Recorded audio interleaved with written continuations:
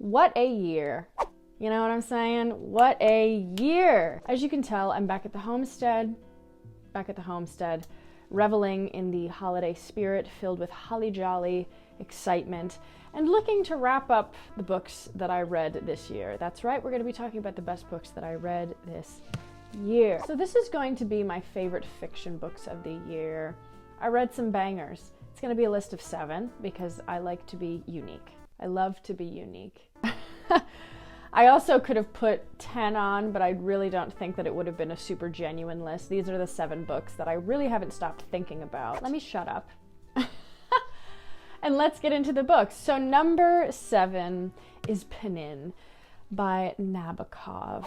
Oh yeah, this was a book that I wasn't intending to really love, but once I finished it, I couldn't stop thinking about the experience that I had with it. This follows a teacher, Pinin is his last name. He's a Russian language teacher who has recently immigrated to the United States to teach at a college. People have said that it's loosely based on Cornell and another university as well. Nabokov had taught at those colleges. This story was kind of loosely based on himself, but also another educator that he met along the way. Pinin is a true encapsulation of a bumbling, stumbling character. He can't get on the right train, he drops everything, and he feels like the whole world of academia is really just a place that he can't find a cohesive relationship with. It kind of pokes fun at people who are sort of the higher ups of the world, people who it feels like a very exclusive club that you can't get into no matter what your credentials are. I think it's really funny. I think it's really funny. Some people talk about this as kind of a sob story, but I think it's hilarious. I was laughing my little booty off. My booty has since reattached, so don't worry. I think that the writing is amazing. This was actually Nabokov's first novel to really break him into the American media, into the American mainstream of writing, and a lot of people think it was Lolita, but it was actually this book, and I think that there's a reason for that. This was really fun. I can't stop thinking about this book, and I thoroughly enjoyed it, and it does feel a little bit dense in certain parts, but once you kind of throw away thinking that it's supposed to be this introspective and deep book and just enjoy it for a fun ride, you're gonna love it. You're gonna lurve it. The lurve. And then we have number 6. Number 6 was Black Swans by the Babs. Eve Babs, my girl, cool girl in the house. You want to hang out. You want to get to know her as a friend. This was a mix of all of her short stories, ranging from stories written in the 70s, but primarily focusing on later works of fiction. This was after Babbitts became sober, and it was more of a reflection on the people that she had a lot of fun with and the people that sculpted her into the iconic literary figure that she has since become. I read this while I was in California, so I feel like I was able to adapt the words into the frame of space. Eve Babbitts is amazing. I really love her stories. I would love to read more of her works. I do think that with her nonfiction, I would love it, but I actually am more interested in reading more of her fiction. I think that she's able to craft a story in a way that feels very, you know, like you're walking into a party with a glass of champagne, smoking a couple cigarettes, you bump into someone who you've had an affair with, and then you see your main lover. What do? Who knows? Eve Babbitts will tell you. That's kind of what this feels like, you know? Also, you're wearing like a I murdered my husband sort of robe. Maybe I did. I got away with it. That's what it feels like to me.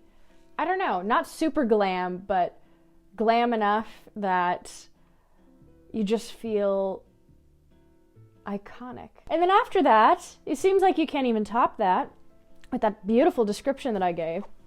We have Lonnie by Max Porter. Oh, this was such a surprise. I picked up this book because in the way beginning of the year, January is my birthday, mark your calendars, January 10th.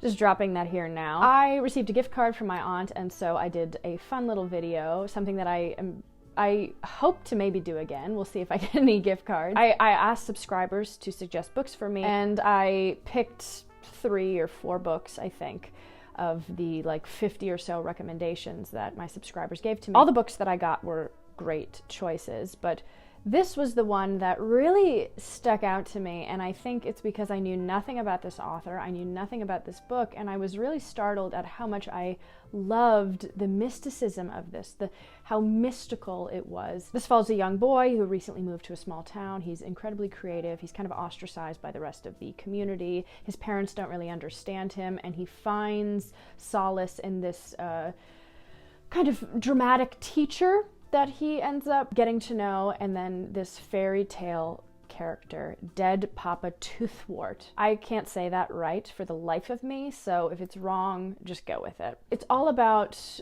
living in a small community and the gossip that inevitably attaches itself to these people, breaking away from the rigidity of what we think we have to experience in this life. And it's so great. It's very small, but it feels like you're learning a lesson in this book.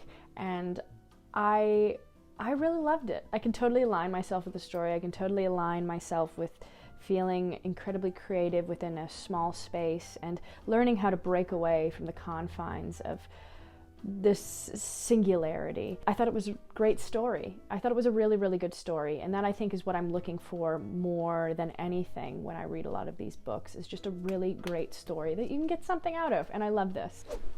Okay, now we have number 4. I was not in the choir, if you were wondering. Number 4 is a book that, I really loved. I don't know, I just loved it. And that is Disruption, short fiction from Africa. I just saw this in a bookstore, and I wrote to the publishers and I said, hey, I would really love to read this book. And they sent me a copy of it, and I'm so happy that they did. I read this in, I want to say March, maybe. I think it was March that I read this, and I haven't stopped thinking about it. I had a really wonderful reading experience. I woke up every single morning and I read a couple of short stories, and I got to know authors, and I got to know this frame of mind that I otherwise wasn't getting in a lot of books that I read. This is all short stories from Africa, obviously. The idea of this novel was to write stories that pertained to climate change or change within your being, and just kind of this untimely chaos. And the authors did an amazing job. So it was all of these individual takes of that theme. They were all kind of sci-fi oriented, so it wasn't exactly something that I normally pick up, but I really liked where all of these stories went. All of them were relatively short, so you could just kind of speed through, and when you settled in on a story that you really, really loved, it was a really gratifying and rewarding experience. I loved reading about countries in this continent that I don't think you necessarily read about in mainstream media or in mainstream publishers. If sci-fi is your thing, or if literary fiction is your thing, I think you will be able to find voices in this novel that you resonate with. I will probably pick this up again at some point. I really, really, really enjoyed it, and I hope that I can impart that experience onto you as well. All right. Stop the press, we're on to the third one. Stop the presses, we're on to the third one. We're on to the third novel. This is a book that I just finished reading, and this moved me. This moved me, and that is a testament to a good book. That is Hunger by Knut Hamsun. It's not the right pronunciation, but I tried. This is a classic, a Norwegian classic, written in 1890, and it's incredibly timeless and pertinent to any sort of emotion that you might be feeling today. This is a true struggling artist novel. This novel starts with a man who is kind of wandering the streets of Oslo. You don't really know what his predicament is, but you slowly start to learn that he is a writer, and he is unable to find proper housing, work, food, money, companionship, due to the fact that he strictly remains stark on the idea of only making money through his art. Through that, you start to see the demise of a person, the demise of a person's morality, the demise of a person's ambition, the demise of a person's function in normal society. And it's so good. Really, I mean, it feels a little bit old in certain parts, but if you strip it away, it's amazing how a well put together novel can translate through different languages and through time. I loved this, and I would definitely pick this up again when I'm in a different position in my life to see how it resonates with me.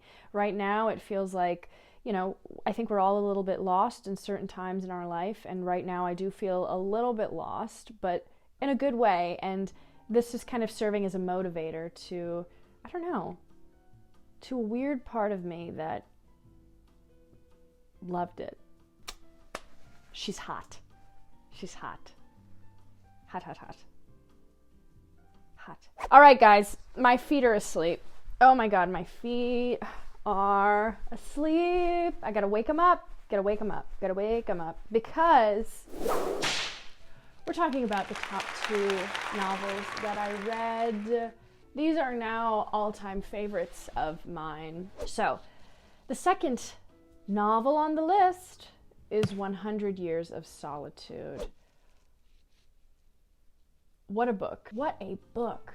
A true family saga. This begins with a family and how they find this land and they settle onto this land. And from this land spawns this labyrinth of family dynamics, family drama, wars within the family, wars outside of the family, these ailments, these superstitions, curses, all of these things that tie together to create this pillar of magical realism. You really feel like you're watching a movie unfold. It feels so unbelievable, but at the base of this unbelievability, there's so much reality, and it's based in human emotions and how we mix within these people that we've met in life and how we learn to grow and change. And it's so great. Oh my God, the writing in this is spectacular. And just the way that you're able to transport to these seemingly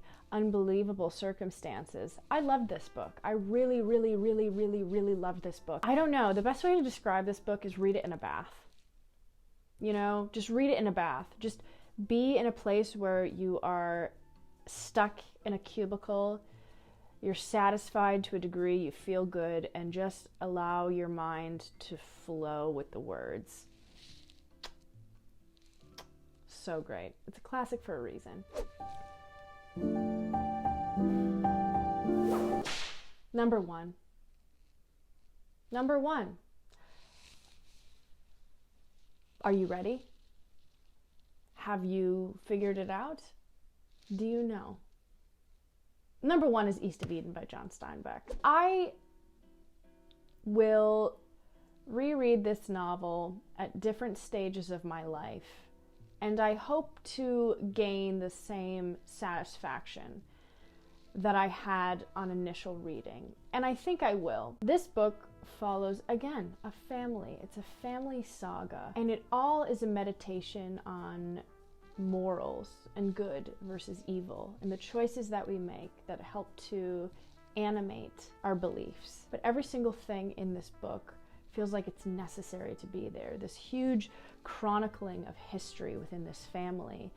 And it all makes sense. It all is part of the end result. And it's such amazing writing.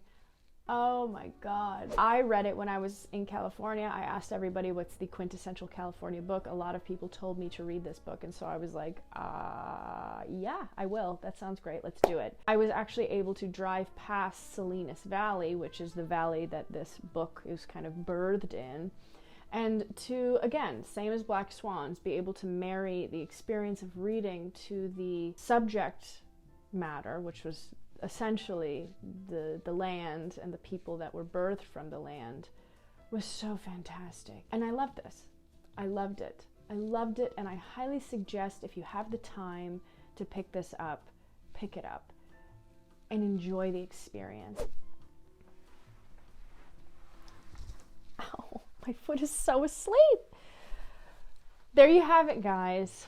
That is the top 7 books that I read this year. I had a lot of honorable mentions. I had a lot of great nonfiction books that I would have loved to put on this list, but that'll be another video. I'm going to be making a video where I talk about every single book that I read this year, briefly kind of ranking them, because I think those are always fun. And I do think that the books that the 50 or so odd books that I forgot about or that I didn't mention in any other videos, they deserve to be talked about. So there will be a full analysis of the books. Anyway, guys, I hope that you have had an amazing new year. I hope that you have had an amazing holiday.